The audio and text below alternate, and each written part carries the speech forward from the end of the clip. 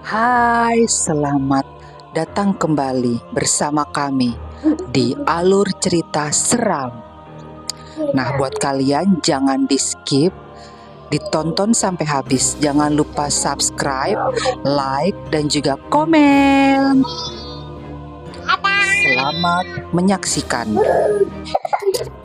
Hai, bertemu lagi dengan saya Ibu Festi di Alur Film Menegangkan. Kita lanjutkan alur cerita part kedua film Red Eye. Yang belum nonton part pertama langsung nonton ya guys. Di sini terlihat Misun dan Bapak Masinis berdiskusi perihal hal-hal aneh yang mereka rasakan di dalam kereta. Mereka merasa ada dimensi-dimensi lain yang merasuki mereka, terutama wanita parubaya yang bernama Jisoo. Dan ternyata Bapak Masinis mengenalnya. Dan sebelum Jisoo itu meninggal, dia sempat satu tugas bersama Bapak Masinis. Misun juga merasa khawatir dikarenakan Sohee menghilang. Bapak Masinis terus menenangkan Misun, dan dia juga berpikir untuk melupakan hal-hal aneh yang mengganggu konsentrasinya, dan menyuruh Misun untuk beristirahat. Di satu sisi, Bapak Masinis kembali mengingat kejadian buruk dulu yang menyerang Jinsoo. Misun terus mencari keberadaan Sohee, dan dia tiba-tiba menemukan Sohee sudah tergeletak di kursi penumpang. Misun penasaran, ada apa? Apa yang terjadi dengan Sohee? Ternyata Sohee diserang oleh seseorang, dan sepertinya Misun mengetahui siapa itu. Sohee memberikan nasihat kepada Misun untuk selalu waspada dan berhati-hati dalam menyelesaikan masalah ini. Pikiran Misun tertuju kepada gadis nyentrik yang satu ini. Sepertinya dia musuh di dalam selimut. Menurut pandangan Sohee, ada seseorang yang ingin mencelakai para penumpang di dalam kereta. Sohee mengetahui bahwa Misun bertugas dalam kereta dikarenakan kerinduannya terhadap ayahnya.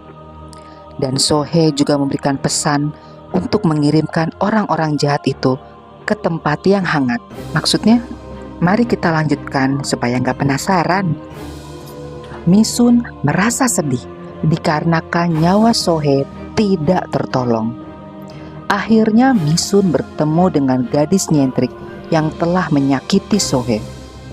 Dengan penuh amarah, Misun bertanya-tanya, mengapa gadis nyentrik ini menyakiti Sohee? Apakah ada alasan yang pasti? Gadis nyentrik ini hanya tersenyum. Misun merasa kesal. Apa alasannya dia melakukan itu terhadap Sohee dan juga kepada penumpang lainnya? Apakah dendam? Tiba-tiba kakak gadis nyentrik ini pun menghampiri Misun, dan terjadilah perkelahian. Sepertinya ada dendam yang mereka simpan, namun belum terkuak. Di sini Misun benar-benar terpojok dikarenakan dia hanya sendiri. Dikarenakan rahasia mereka diketahui oleh Misun, mereka membuat Misun terjatuh dan tidak berdaya. Beberapa penumpang mulai menyadari hal-hal aneh yang terjadi di dalam kereta.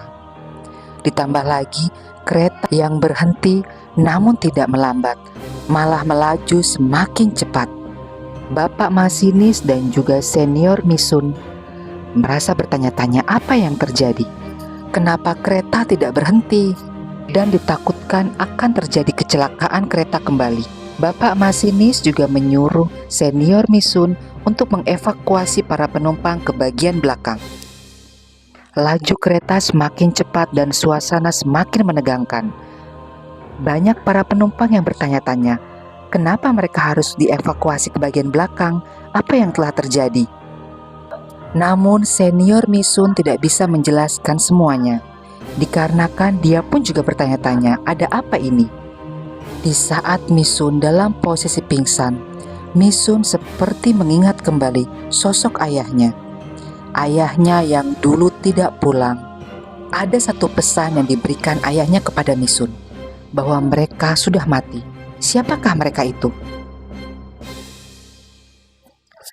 Situasi semakin menegangkan. Ditambah lagi para penumpang melihat seorang pria tergeletak tidak berdaya di samping kursi penumpang. Ternyata pria tersebut sudah tidak bernyawa dan keadaan pun semakin mencekam. Suasana tegang dan juga rasa ketakutan yang dirasakan oleh penumpang semakin bertambah, yang membuat emosi para penumpang tidak terkendali. Mereka bingung apa yang harus mereka lakukan.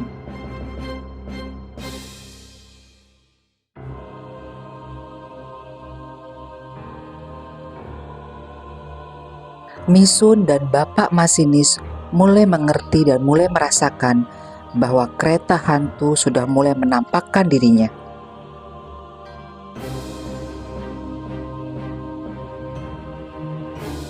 Misun dan bapak masinis mulai mencari cara untuk menghentikan laju kereta hantu ini.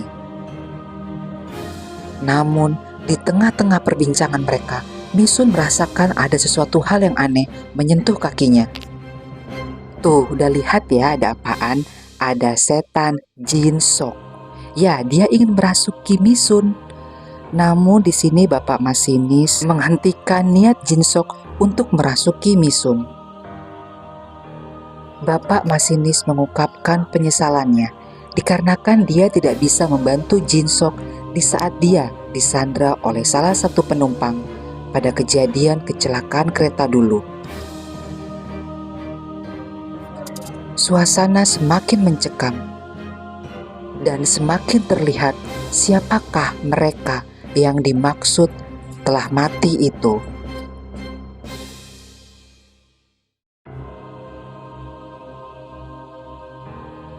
Misun tidak mau diam saja.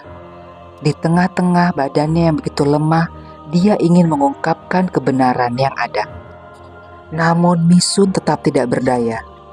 Misun terus menunjukkan bukti-bukti kepada adik kakak ini bahwa mereka sebenarnya sudah mati. Mereka hanya memasuki badan orang lain. Misun tetap memberikan bukti-bukti bahwa apa yang mereka katakan semua itu adalah salah. Bahwa mereka memang sudah mati 15 tahun yang lalu. Gadis nyentrik itu pun mulai menyadari bahwa apa yang dia rasakan saat ini adalah salah. Gadis nyentrik itu pun mulai menangis dikarenakan perjalanan keluarga yang mereka lakukan itu adalah perjalanan untuk mengakhiri hidup mereka. Ternyata ayah mereka lah yang telah menyakiti dan mengakhiri hidup Jin Sok dikarenakan kekecewaannya untuk mengakhiri hidup anak-anaknya itu gagal. Dan ternyata ayah Misun lah 15 tahun lalu yang berusaha untuk menghentikan terjadinya kecelakaan kereta, namun semua terlambat. Di sini adik dan kakak mulai menyadari bahwa sebenarnya mereka itu sudah mati.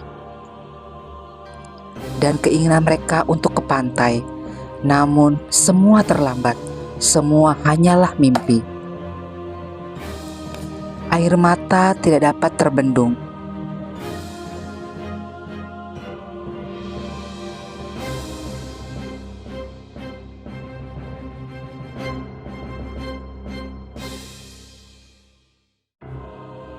Misun semakin sedih dikarenakan dia untuk pertama dan terakhir kalinya setelah 15 tahun yang lalu bertemu dengan ayahnya dan akhirnya berpisah kembali. Ayahnya berkorban kembali untuk membawa mereka yang sudah mati untuk pergi bersamanya kembali ke alam mereka. Dan pada saat itu juga dimensi mereka pun terpisah.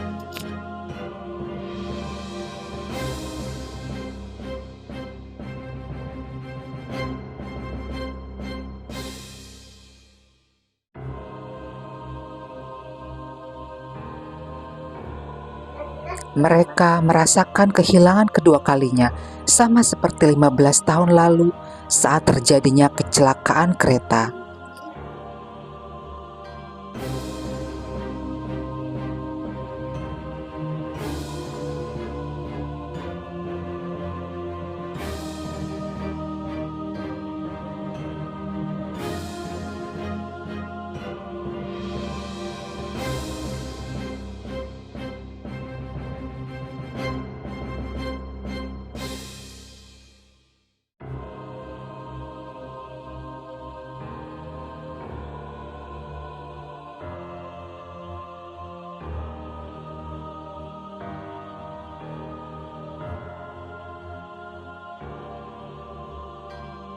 Akhirnya kisah kereta hantu pun telah usai, dan mereka yang sudah mati kembali ke dimensi mereka.